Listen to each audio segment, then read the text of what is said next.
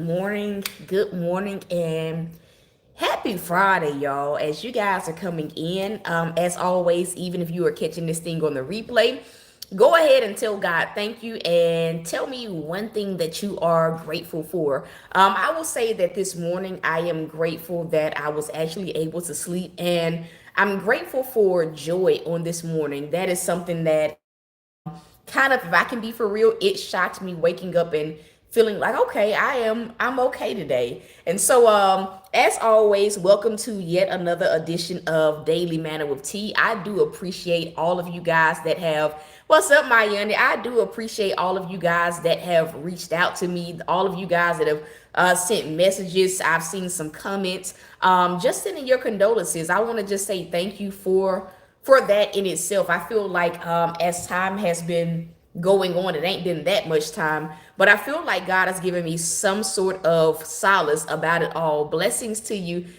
Kaylee. Is it Kaylee? Is it Kaylee? But that is it. As always, again, please tell us what you're grateful for. I feel like, to many people, it may just feel like, why she always telling us to do that? But for me, like, gratitude goes deeper than just, me just saying, oh, just tell me. Just it's deeper than me just trying to, ask y'all questions. It's really about, sometimes gratitude is the only thing that can shift you out of a funk. Sometimes it's the only thing that can shake you out of a depressed mindset. Sometimes it's the only thing that can bring peace to, you when you feel anxious. And so that is why I always say that. And so as you guys can see by the title of today's Daily Manna, the fog is lifting is our topic for today. I was telling God that I have really been, and I know I say it a lot, I have thoroughly been enjoying the daily manners. I know that yesterday our word was about like a different outcome, and I didn't even realize that like it even shifted over to me doing YouTube. There was a point where I was doing YouTube before I started back up doing the daily manners, and it was just a traumatic season. It was just a tough time, and I told God I am never going to do that. I don't ever want to do YouTube ever again. And so I'm grateful that around has been peace filled. It's been a joy, and it's been so pleasant to do these daily manners. It's a different kind of flow from TikTok. And so, yeah, the fog is lifting. Today I'll say this. Going throughout this week, I had like a question that I was asking God about. Like, I was asking God about what to do about a certain situation, and it felt like God was quiet. Anybody ever like been, has anyone ever been there? And are any of you guys there right now where it's like you're asking God about a decision that is coming up, or a choice that you need to make that may be in the future, and it just feels like God is not saying nothing? Let me give me some coffee.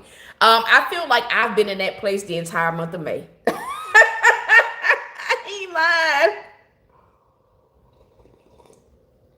I feel like I have been in that place for the entire month of May. I'm not even gonna lie. So I'm just gonna, transparent as always, and tell you guys where this revelation came from. So you guys that have been like following me like on TikTok know that there was a portion or a time, was it like a month or 2 months ago, where the female barber I had been going to had basically pushed my line back, and I had to just basically like wolf it out. And I was very upset about her messing up. And even though I shifted to a new barber, like, and he was cutting my hair the same, well, not the same as her, but he was cutting my hair the way I wanted him to cut it, I still had to like still wear this thing on my head and let my line fully grow in. And so with that, it was a bit of discomfort, and it made me kind of not happy with my hair, because even though it wasn't the barber, it was just something a rough phase that I had to go through. And so as I approached this week, like, I was asking God, like, how do you want me to cut my hair? How do you want me to cut my hair? Like, true story. I know y'all like, T, that's so small, but it really wasn't small to me, because that was something that was major to me. But I'm asking God the question, like, how do you want me to get it? You want me to get it this way? You want me to get it that way? And I'm going to God, and it was just crickets. And every single time, like, I tried to just focus on it, I felt like I don't know what to do. Sometimes when we're asking God about what choice or what decision we need to make, and it's silent, and our thoughts start going miles an hour, like you start feeling like I don't know what to do. Like it's not really confusion, but you do feel like I don't know what you want me to do. And that in itself is, if you linger in that place, it will make you feel like, like you're confused. And I feel like when we go through that phase where we're asking God something and we feel like we don't know what to do, I feel like in those moments it is highly important that, or highly imperative, that we remind ourselves that God is a God that deals with us according to his timing. And he's not a God that sends us into foreign territory, into the future unprepared. He's not a God that, leads us to a place and doesn't tell us how to maneuver it. Oftentimes, the Lord works a lot like a GPS, meaning, when you come to a place where it's time for you to make a decision, a lot of times God will oftentimes speak to us in those moments. And so, needless to say, sometimes we still go through those phases where know that God operates that way, but sometimes our emotions dealing with whatever it is that we feel we got to make a decision on outweigh our ability to even reason with ourselves and come back down to, I guess, a spiritual equilibrium. And so a lot of times what happens is, while we're waiting on God, we just feel like things are foggy. It's like, you can go throughout your day, your daily responsibilities, your day-to-day functions, but when it revolves around that particular thing, it just seems like foggy. It's like you don't know whether you're coming or whether you're going. And so this week has been one of those weeks, and I'm looking at things and I'm like, I don't want to do that. I don't want to do that. What about this, God? What about that, God? I'm not lying. And every single time I would go to God about this, particular like thing that I needed help with, every single time I did that, God would respond to me and he would tell me, you will know when it's time. Yeah. You will know when it's time. I want somebody to just let that resonate. Some of y'all that feel like you got a decision to make and God ain't been talking to you about that decision, you will know when it is time. Can I just get somebody to type that in? I will know what I need to do when it is time. I'm going to know when it's time. And so I got to drink my coffee because I told myself I'm not going to waste a cup of coffee today. But even with me hearing that God was saying, I will know when it's time, it still didn't, honestly, if I can be for real, my emotions said that is not enough. I need to know right now so that I can prepare myself mentally, so that I can prepare myself with what I need to do. And so, it just felt a bit foggy. And what's so funny is that this week, every morning that I wake up, and with the exception of this morning and yesterday morning, it was foggy. There has been like a thick fog layering the pastures. And I didn't really understand, like, what God was saying. When I went out there, he just kept saying the fog is lifting. And it didn't register until today that God was dealing with me about the things that I was asking him about, the things concerning my life, the things concerning even decisions outside of a haircut, but other things that were popping up, that God was basically saying, when it is time, when it's time for you to know what to do, I will lift the fog, which means you will be in the clear to see what I'm doing, and you will be in the clear to receive, hearing wise, what I want you to do. Like, there will be a knowing in your spirit. And when you think about fog, right? Whenever it's foggy outside, and let's just say you have to drive, a lot of times what we do is we get in the car and we turn our defrost on. And the reason why we turn our defrost on is because without the defrost being on, visibility is at an all-time low. Okay, Lord. Visibility is at an all-time low. So we sit in our car, we turn the defrost on to clear the fog enough so that we can see what is ahead of us. There are times in our life, in our journeys, where God will, it's what I call a divine fog, where God will literally restrict your ability to perceive. He will restrict your ability to see what's coming. He will even restrict your ability to hear from him concerning certain things. And a lot of times he does it for several reasons. Sometimes it's just literally God, sometimes it is just literally God, shielding us from the devil. And sometimes, it is about faith and about, and how can I say that? It's relationship building 101, where God is saying, you have to trust me. And sometimes trust looks like, you learning to be okay when I'm silent.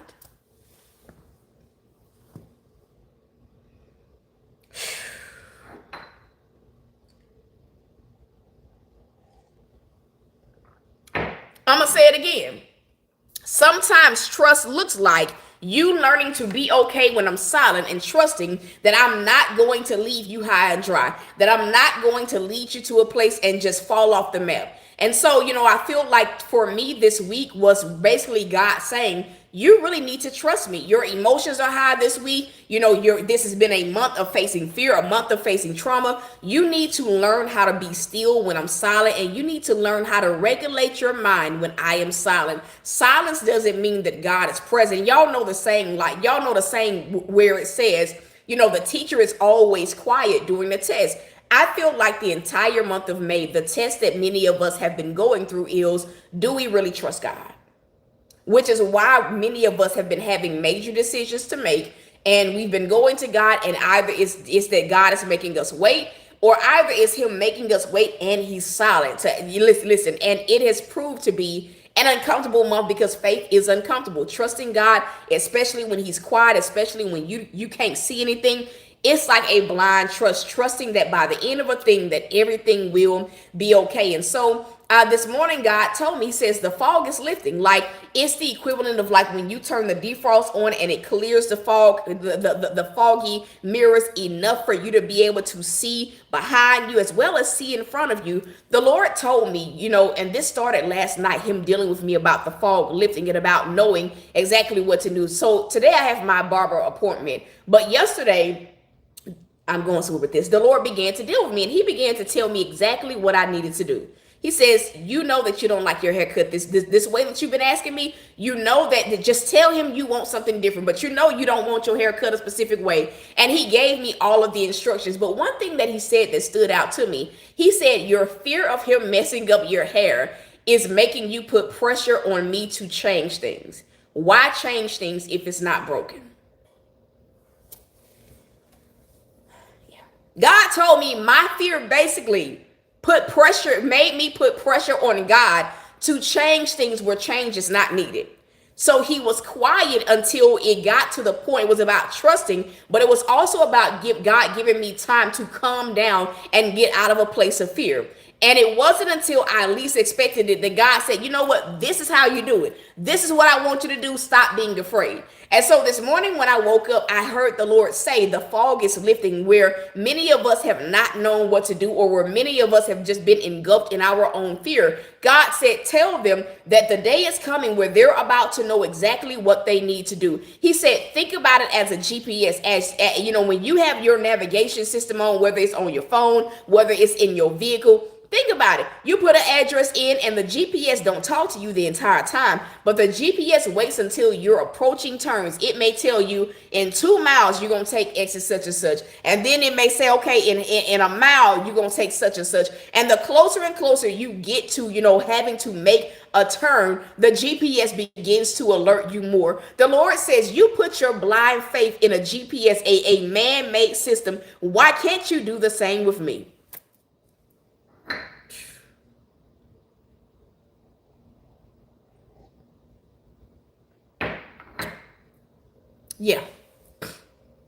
Yeah. I'm gonna say it again. He said, you can put your blind faith. You don't be anxious when you riding in the GPS. You just trust that, when it's time for you to make a turn, when you put in a destination and it's time for you to make a turn, you just trust that the GPS is not going to let you miss your turn. He says, I am the same way, right? The destination is, the expected end, the thing that we're praying for, the thing that we're believing God for. And God is saying, you've got to trust me along the way, right? Even in moments where I'm being silent. And it's like this. We don't freak out when the GPS is silent. Oh, okay. Y'all ain't got to talk back to me.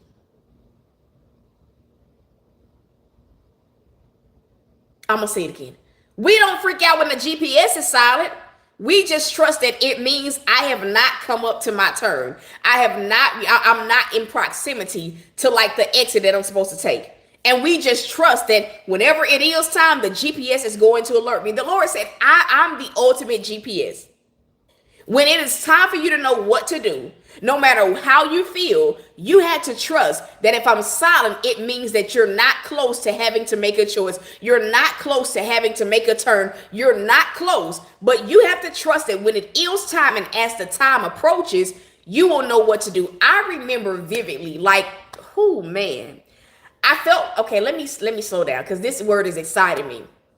I remember when it was time for me to get a vehicle, or I was believing God for a vehicle. I still had like the old Mini. I can even talk about the Audi. It was the same thing with the Audi. I still had the Audi, and I knew what I was believing God for. And it started off with me knowing what I was believing God for, and I kind of knew what I had a vision for. And then it's like when I got in the process, it's like God removed my vision. So it's like I'm in the middle of this process. I'm going through things. I'm learning all these, I'm going through all these tests, and it's challenging. Like, it's a tough time. And I'm discouraged because I'm pursuing it, but nothing is happening. And it got to the point where I'm like, I don't even know what I'm believing God for anymore. Like, I'm just so busy surviving. Some of y'all know what I'm talking about, where it's like, I don't even have a vision. I can't even fathom thinking about, the coming thing. Because I'm just trying to get through today. I'm just trying to get through like this moment. And I remember like feeling like that and feeling like maybe it's because God is not going to do it. Well, before it was actually time for me to right before it was time, as the time was approaching, and I'm not a dreamer, but right before it was time for me to find the Audi, I started to have dreams. And I remember these dreams. And in the dream, I ain't lying to y'all, in the dream, what I saw was, how can I say it, Lord? I saw the inside of the car. But whenever it would get to the steering wheel, I would literally wake up. It was the same thing like the night before I got the car that I have now. It was the same thing where it's like I could see the features of the car on the inside, but whenever it would get to the steering wheel, I could not see what kind of car it was.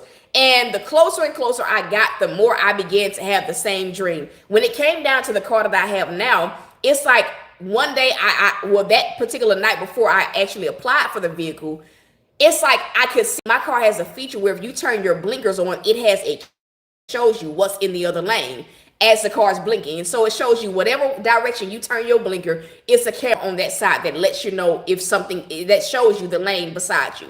And so here I was in the dream, and I'm seeing that particular feature. I didn't know what it meant. I just knew that I've been waiting a while, I've been struggling a while, I've been enduring a while. I have pursued this thing and ain't nothing happened. And I remember getting to that point where God started to give me dreams. And when he gave me those dreams, it's like it happened so quickly. Getting it happened so quickly. I say all of that to say it's like I entered into the process having a clear vision, knowing exactly, hey, Miss Allen, it's so good to see you, knowing exactly what I was believing God for. And it's like, being in that place where I'm like, I know exactly what I'm believing God for. When I started to go through, being on the potter's wheel and God preparing me for that thing, it's like he stripped my vision, where it's like, I know I have a need, but you ask me what I'm believing God for, I'm like, I don't even much know. I ain't picky. I don't know. But the closer and closer it got, the Lord began to give me visions. He began to deal with me concerning that thing. In fact, it was everywhere that I looked, it was something concerning a vehicle or something concerning something that, you get what I'm saying, that I was believing God for. And so today, was that same kind of encounter where it's anytime you ask God about something prematurely, you're going to feel like you don't know what to do. True. I'm going to say it again. Anytime you ask God about something prematurely, you are going to feel like I don't know what to do. Even when it came down to Sweetie passing away, I would oftentimes, because I knew her condition and I was with her every day, and she had bad days, she had good days. And I would always ask God, is it time? When is it going to be time? Because I don't want her to suffer. And God would always tell me, you going to know when it's time. Well, the night that it was time for me to make that decision, I knew that it was time. And I feel whenever you ask God about things prematurely, he's going to be quiet. He's not going to give you details. He's not going to give you the answer he's not going to tell you nothing. He's going to wait. And it's on us in those moments where God is silent to regulate our own emotions, to regulate our own thoughts, and to stop ourselves from overthinking or even pressing God. Because guess what? It don't matter how much you press God. If it ain't time for him to tell you something, he's not going to tell you. And so you're going to be sitting there a big ball of confusion because some things are just not meant for us to know ahead of time. I'm going to say it again. Some things are just not meant for us to know, outside of God, ahead of time. And so I feel like in moments like that, where we know that we're praying about something or we have a decision to make and we know that we're not hearing anything or we start to feel conflicted, it's on us to say, let me just leave this at God's feet and let me just trust that when it is time, he's not going to let me miss it. That was my fear when it came down to vehicles, when it came down to even like where I was going to live. There was a portion in the last apartment where I knew like I'm not going to stay here forever. Like I can tell the grace is running out, but I'm still here. And I remember asking God, when is it going to be time? Where am I going to go? And I used to come up crickets. God not saying nothing. Well, guess what? When it was time, God began to deal with me. I remember this one day. It was in November of 2023. And God asked me, my aunt had this really bad wreck. And it was really, really bad where the other person did not make it. And her car was messed up and she came out without a scratch. But I remember going to see her and God told me, he says, take the scenic route. Like, take the scenic route. And I remember taking the scenic route because I had been looking for houses, but I had been trying to find a country/city house, a house that was in the country/city. And I was coming up like, man, I don't see nothing. Like, I'm not finding nothing. And I remember driving to the country to see her. And God said, go the scenic route, which was go through the country. And I remember God asking me, true story. I remember him asking me because I'm like, I don't know what's going to happen. He said, country or city, you've got to pick up. You have to pick what you want. You cannot have city and country. You have to choose. And I remember driving and I said, I want the country. Like I'm looking at all these houses. I'm like, oh, I want to be in the country. I don't want to be in the city. I don't want to be around. No, country me. And what I didn't know is like 2 months later, I would get a call or a text message from my sister asking me, or her telling me like, hey, I'm moving. Like, I'm not coming back. Do you want to live here? Like, I remember that so vividly and I was so very shocked. And it's like, whenever you're ahead of God's timing, you're going to come up blank. But when it is time, you will notice that God starts to deal with you, that it's almost like you can't get away from the thing that is approaching. I say all of that to say, just like Kaylee just said, trust God's plan and trust the process. Whew. Trust God's plan and trust the process. If this has blessed you this morning, can you tell God thank you? If this has blessed you this morning, can you tell the Lord thank you? I don't have nothing to add to that thing. I ain't got nothing to take away from it. I appreciate everybody that's been on here hitting those thumbs up buttons. Y'all have been the real MVPs on this YouTube thing. I appreciate all the subscriptions of people subscribing. My next goal is going to be 350, and then we gonna keep going up until we reach 1,000. So the next goal is 350 subscribers. To those of y'all that feel led to sow, you label this your trust the process seed, and you sow whatever it is that you feel led to sow. It don't matter if you sow a penny, if you sow 100, if you sow 1,000. That's between you and God. But if this has blessed you, you can just label this your trust the process seed. And so that is it, y'all. I love y'all. I am rooting for you guys. I don't think I'm gonna have time to do the TikTok. I'm gonna pray about it, but I don't think I have time to do TikTok because I do have a morning appointment this morning. And so if I don't do it after this live, then I will definitely do it when I get back home, once I'm done cutting my yard, because it's out of hand. And God knows, I'm like, Lord, it's so high. Capone don't even want to go in the yard. I said, my dogs really don't even want to go in the yard, so I got to cut this yard. And so yeah, I will be back on probably later on this afternoon on TikTok. But yeah, that's it. I've enjoyed this daily manna a lot today. So yeah, that is it. I love y'all. As always, the ways to sow are in every single description of every single video. tomorrow is the last day to take advantage of the $35 coaching sessions. And so if you would like one, if you want to bless someone with one, now is the time to do so, because I'm not sure when I'm going to do it again.